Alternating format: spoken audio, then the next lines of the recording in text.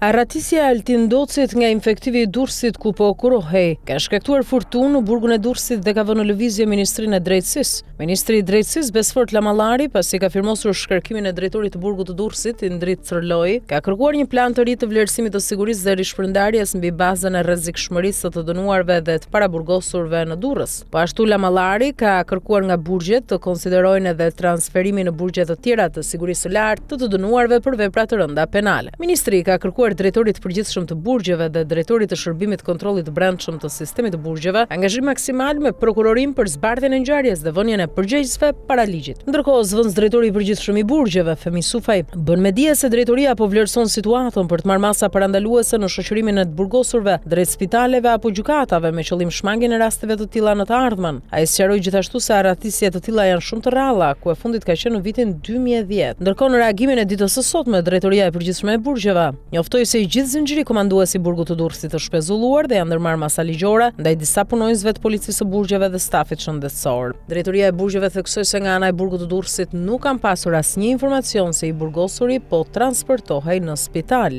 Ditën e sotme policia ka kryer bastisje në disa zona të Tiranës në kërkim të Altin Docit.